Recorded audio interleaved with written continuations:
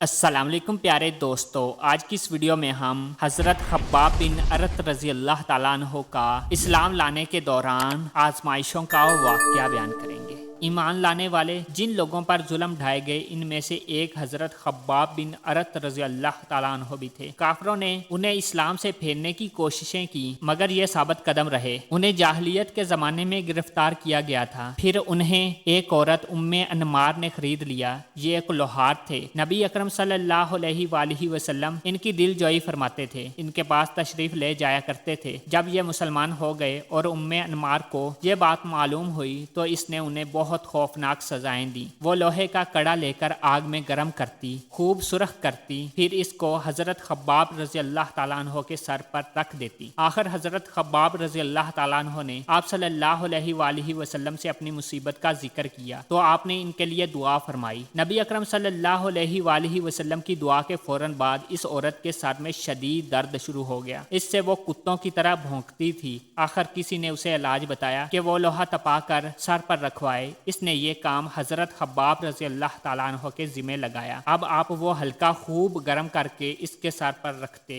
حضرت خباب رضی اللہ تعالیٰ عنہ فرماتے ہیں کہ ایک روز میں نبی کریم صلی اللہ علیہ وآلہ وسلم کی خدمت میں گیا اور یہ وہ زمانہ تھا جب ہم پر خوب ظلم کیا جاتا تھا۔ میں نے آپ صلی اللہ علیہ وآلہ وسلم سے عرض کیا، اے اللہ کے رسول، کیا آپ ہمارے لیے دعا نہیں فرماتے؟ میرے الفاظ سنتے ہی آپ سیدھے ہو کر بیٹھ گئے۔ آپ کا چہرہ مبارک سرخ ہو گیا۔ پھر آپ نے فرمایا، تم سے پہلی امت کے لوگوں کو اپنے دین کے لیے کہیں زیادہ عذاب برداشت کرنے پڑے۔ ان کے جسموں پر لوہے کی کنگھیاں کی جاتی تھیں جس سے ان کی کھال اور ہڈیاں الگ ہو جاتی تھیں، مگر یہ تکالیف بھی انہیں ان کے دین سے نہ ہٹا سکی۔ ان کے سروں پر آرے چلا چلا کر ان کے سر، ان کے جسم دو کر دیے گئے، مگر وہ اپنا دین چھوڑنے پر تیار پھر بھی نہ ہوئے۔ اس دین اسلام کو اللہ تعالیٰ اس طرح پھیلا دے گا کہ صنعاء کے مقام سے ہجر موت جانے والے سوار کو سوائے اللہ تعالیٰ کے کسی کا خوف نہیں ہوگا، یہاں تک کہ چرواہے کو اپنی بکریاں کے متعلق بھیڑیوں کا ڈر بھی نہیں ہوگا۔ حضرت خباب بن ارت رضی اللہ تعالیٰ عنہ فرماتے ہیں، ایک دن میرے لیے آگ دہکائی گئی، پھر وہ آگ میری کمر پر رکھ دی گئی اور پھر اس کو اس وقت تک نہیں ہٹایا گیا جب تک کہ وہ آگ میری کمر کی چربی سے بجھ نہ جاتی۔ ایسے ہی لوگوں میں حضرت عمار بن یاسر رضی اللہ تعالیٰ عنہ بھی تھے۔ حضرت عمار بن یاسر رضی اللہ تعالیٰ عنہ کو ان کے دین سے پھیرنے کے لیے مشرکوں نے طرح طرح کے ظلم کیے، آگ سے جلا جلا کر عذاب دیے، مگر وہ